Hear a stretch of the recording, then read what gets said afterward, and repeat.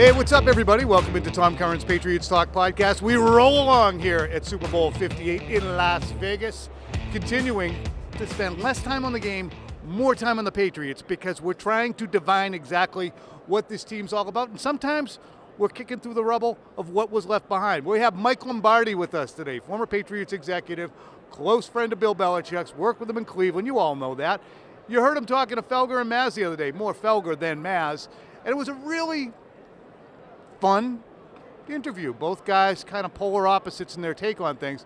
I get into a little bit of the conversation with Mike about why the Patriots are, why are you the way that you are, Patriots, and how long the rebuild's going to take. Also, what are his impressions of Eliot Wolf? And Mike has thoughts on Mac Jones returning to the team as a starting quarterback. Stay tuned and enjoy. Bringing in Mike Lombardi now, who already had a fantastic back and forth with Michael Felger. Is this another ambush here? Is this No. I enjoyed it. I really did. I thought you were excellent. I thought he was excellent. I thought you both made good points. You know, he made his case. You know, I just think sometimes people that when you've had so much success and you've won so much, people want to focus on the negativity. And I think to me, that's been the story, that's been the narrative, and that's really not true. And this idea that Brady won everything and Belichick did nothing is really a lazy narrative. It absolutely is. I think the 2000 to 2010, if people ask me, and we get asked a lot because we're in the media, 2000 to 2010 was 70-30, 80-20, if you were going to get into which guy, one or the other. Bill. And then the second half was probably more Tom. Well, look, in 13, that wasn't a great team. Bad team. And they went to Denver and lost. And then 14, we started slow, and then Tom had this resurgence. I mean, it was incredible. From 14 on, it was like Tom went down to, remember that old movie where they went in the pool and got the fountain of youth? That was Tom. And that was, the spur to that was probably a couple of things. I want to finish my career here, and they just drafted Jimmy Garoppolo. I'm not having this. Well, I think, look, at some point, Bill told him we might draft a quarterback. So it wasn't like the Aaron Rodgers thing. But I think, Brady is such a great competitor. What makes Brady so great is competitive stamina, his ability to constantly find a reason to be great. Most people get satisfied, but Brady has this competitive stamina that he wants to constantly and he needs an enemy. He's like Batman. Every time he goes down the pole, he's got to fight a villain, right? And so he'll find a villain anywhere, whether you want to blame it on Garoppolo or whether you want to blame it on, 98.5 or whatever. Or Bill. That motivates him. That's what drives him. That's his muse. And he did come down the pole, I think, and I'm only going into this because you brought me here, but you also mentioned something the other day in talking to Mike. You said there's more to the story with Brady.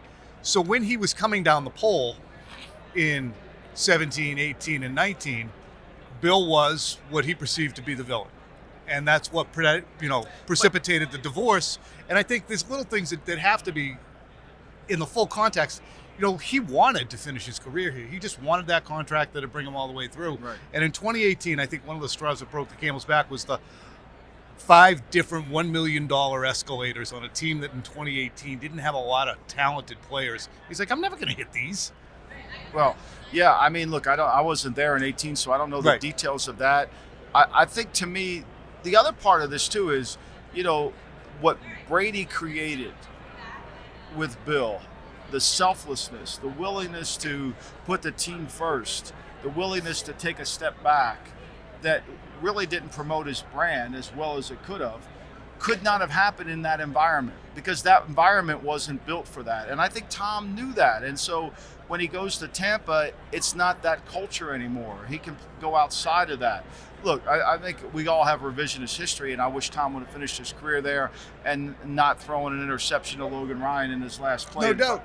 I wish that would have, because I love Tom and I'm grateful for the 2 Super Bowls to be a part of a team that he's on. But I think part of that brand that he had, it could have never happened there. No, and when and this is one of the most telling portions of the end of that run was after they won the Super Bowl in 16, I had someone close to Tom say to me, and not Tom Brady Sr., say to me, this changes everything now. He's got 5. And soon thereafter came the TB12 book, came the TB12 method, came the which he deserves to have all that, right? But it was the kind of thing that Bill would say, all right, what are we doing here? Yeah, well, and it was flew in the face. That's a tribute to the willingness of the player. What we're seeing with Mahomes, he's doing the same thing here now. He's setting himself back in terms of trying to be the offensive guy, and he's managing the game in a different way, like Brady has done through all his career. You know, the first Super Bowl he throws for 143 yards, they rush for 142. The last Super Bowl they only scored 13 points, but in between he was dynamic, right? Yeah. So he always adjusted his game to the team that needed, because winning to Tom Brady and winning to Mahomes are more important than anything else. Let's go to the Patriots themselves. How long is this rebuild going to take? See, I think that's the real, and that's what I would argue with those guys on 98.5. I don't think it's, Dietrich Wise said this, we have a bad record, we don't have a bad team. There was a lot of one-score games. There were. And if you could watch the tape, and look, I'm not absolving anybody. It was a bad year. But there was a lot of games that typically would have been won in Patriot fashion, had a couple plays been made by the quarterback. Go to Indianapolis, the New York, missed field goals. All this is the receivers. This is the responsibility of the coaches. I'm not absolving anybody here, but they're a lot better than people think they are. And they're a little bit like the Houston Texans. If they draft the right quarterback and they have that defense, they have $100 million to spend in free agency. Yep. They get a line coach that can take some of those young linemen, and there's some good young linemen there that are not, that whole line coach thing has been a problem, right, since Carmen left. I think, to me, develop that line, they're going to be fairly good. I think that they are on offense less than an expansion team right now. The reason for that is you have Ramondre Stevenson under contract, David Andrews under contract, and Demario Douglas under contract. Those are the only three players who I would contend any team in the league will look at and say maybe he can challenge to start here. No place else. They don't have a tight end. Neither Juju nor Devontae Parker are going to challenge as number one receivers across the league or number two receivers. The fallacy of this number one receiver is ridiculous. Well, aside from the one or two. There's maybe four guys that are number one receivers. So is he a good X? No, Devontae Parker, you can find 15 or 20 better X's. That way. I think you have to upgrade a lot of it. They got to get a left tackle. Trent Brown didn't play well last year. He hasn't played well. They counted on him. They got to get a right tackle, somebody that they can count on, whether they sign Michael or not. I don't know. Yep. He's going to get good money. I think somebody's going to want him in free agency. You could add him to your list. But I agree, but that's what you have free agency for. That's what you have the draft for. You can find those guys. So that's when I contend that it's not a good team. See, I think, to me, tell me who's you got one edge rusher. Who's the number one receiver on Houston? Who's the kid? Tank Dell? Not him, though. They drafted him in the third round. Tank Dell. Nico Collins. They drafted him in a draft, so they're available. Like they are, and that's what I think. This is where I think people have the biggest issue with. Bill Walsh said this, and I think this is a mistake that they made when they went to the Raiders. When you fill the receiver position once the rest of your team's really good. Because if you believe that? I believe it completely. You don't think it's inverted yet? No. I think Bill Walsh, we're here today, do the same thing. Look at the team in the Super Bowl. Debo's a second-round pick. Ayuk's a low first-round pick, right? When have they ever really spent for a receiver? They tried to spend on quarterback and didn't do it the correct way because they went from Jimmy to Trey Lance and they end up with a seventh-round pick. They weren't trying to fill that spot with receiver. I think it's inverted. You look at Miami, they didn't get jump-started until they got Tyreek. No, they got jump-started because, they got Tyreek, who is the number one receiver, by the way. However, they got jump-started because they had to bail out their quarterback. Because if they would have kept going down this road with Tua, without Tyreek, it would have not been very good. But you almost have, and that's what I think maybe is the point. Quarterbacks now are less than Montana, less than Brady. So you better find a guy. Stroud is really good, and he made Collins good. They got Robert Woods, who couldn't do anything in Tennessee last year, and he played for him. You've got a bunch of – Tank Dell was outstanding for him. Dalton Schultz was a free agent for a one-year contract. I think you can fix it. Look, the quarterback – makes everybody everything. Better. I think the offense would have been better. We got a guy wide open in the end zone against the Colts in Germany. If all we got to do is throw the ball to him, we throw it to the Colts. But you got Devontae Parker running a streak down the left sideline against, I think it was Miami. Goes right through his hands. You got Juju against the Commanders. It bounces off his hands. They're not good enough to carry the team. I don't think anybody's going to argue that with you, Tom. No, and the same thing with improve. It's all over the joints. Can Eliot Wolf, I guess this is a question, can Eliot Wolf engineer this? What do you know about Eliot? I like Eliot a lot. I have great respect for his dad. I like Eliot. I've spent a lot of time with Eliot. I think Eliot will do a really good job. Eliot's a very loyal personnel man. And when I use the word loyal to describe a personnel man, that means he'll say what he thinks. He's not going to say what people want to hear. There's two kind of personnel men. The first kind is the one who will say what he thinks. That's a loyal one. The one who says what you want to hear is the devoted one. Okay, so there's a difference between loyalty and devotion. Eliot will say what he thinks, whether somebody wants to listen to it, he could care less. He's convicted in his opinion, and that's what you need from a scout. What would you do at number 3? Because, again, it goes back to the quarterback. I look at it and say, sorry, it's not us. It's not you, it's us. We're not ready for you. We're going to trade down. We're going to add picks. We're going to have 2 picks going into next year. If the quarterback's there, you got to get the quarterback. And then once you know who the quarterback is, then we have to build a team around the quarterback. I'll tell you what, people don't realize this. Ben McAdoo's a really good quarterback evaluator. Ben McAdoo, when he was at the Giants, really loved Patrick Mahomes. I know this. And the Giants wanted to draft Davis Webb in that draft. So McAdoo's very good at evaluating quarterbacks. Eliot will be good at evaluating quarterbacks. I think that, I don't know about Van Pelt, I don't know him, but they'll be a good read. And if there's a good one to take, you take them. Because, look, you can't find them. Who's going to play quarterback if we move down? Who's going to play? Mac? You're not going back. You're going to lose the team if you go back with Mac. You'll lose the team because, look, you could say it's all Bill's fault. I know. We know that. We understand Bill was responsible for everything. He made every bad. It was all Bill's fault in Boston. Bill was a disaster. Point. You know, the guy. At some point. Bill was a disaster. He couldn't coach. Mac's got accountability. 100%. All right. And so what happens is when the players know, they know. They know.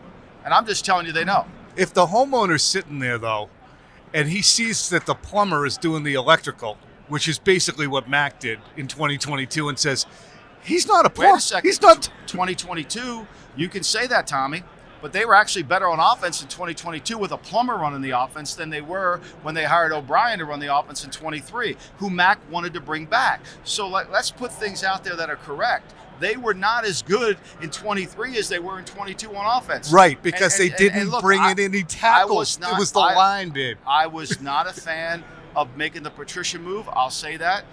They did it, but it was better than the Bill O'Brien move. What about the Bill O'Brien move? If you study that move, and I like Billy, I do, but that offense was a disaster. It was an unmitigated disaster. You can't go scoreless in that many different games. Now, tell me this, though. Why would you get rid of Jacoby Myers over $1 million and bring in Juju? I mean, these are personnel decisions that lead to the absolute disgrace that ends up unfolding on the field. I think you kind of tend to always make mistakes. I think a lot of the guys that were on that team are, you don't play as well you need quarterbacking to play well. That's what makes Purdy so good, right? Purdy makes everybody wants to call Purdy a game manager. Purdy is really good. And he's making players better than they are. And I think that's ultimately what the case. And I'm not saying it's all Mac's fault. I don't disagree with that. But you got a guy wide open in the end zone, you can't throw the ball to him, that you practice that play repeatedly in practice, and you throw an interception, or you throw an interception. Inexcusable. It's the interceptions were so maddening. So bad. To me, instead of criticizing the Jacoby Myers move, you would have been better off arguing that, which nobody would have done in New England, that what the mistake Bill made last offseason was he should have brought competition in at quarterback.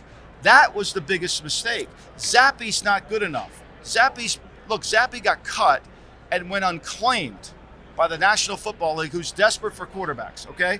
Let me finish. Sure. Went unclaimed, and he ended up having to play for him. The mistake that was made in the offseason was not understanding that we got to go full force to find a quarterback because Mac's not good enough. Everybody thought it was Patricia's fault. It wasn't Mac's fault. And that comes back to the most important thing about all sports, correctly evaluating your own team. I realized at the end of camp, because Zappe had been horrendous throughout, I said, they got to get a veteran quarterback in here. He can't be a heartbeat away from starting for what I thought would be a playoff contending team. So I was late to the party on that. If you were Eliot Wolf right now, who would you target as a veteran quarterback to bring in? You got Minshew out there as a free agent to be. You got Jacoby Brissett as a free agent to be. I would bring Brissett back. I think they should have brought Brissett back last year. I think that was the guy they should have. If they had Jacoby Brissett on the team, I think they would have won 7 games. I really do. And I love Jacoby because Jacoby's a leader. The players love Jacoby in the locker room. Jacoby may not be the best quarterback in the league, but Jacoby's well respected. He's a man's man, and the players love him. and he's a great leader, and he'll do the things. He's not perfect. Nobody is. But you could have functioned there, and the players would respect him. Respect of the quarterback is really important. Yeah, and I don't think there's any dislike to Mac. No, I didn't say No, dislike.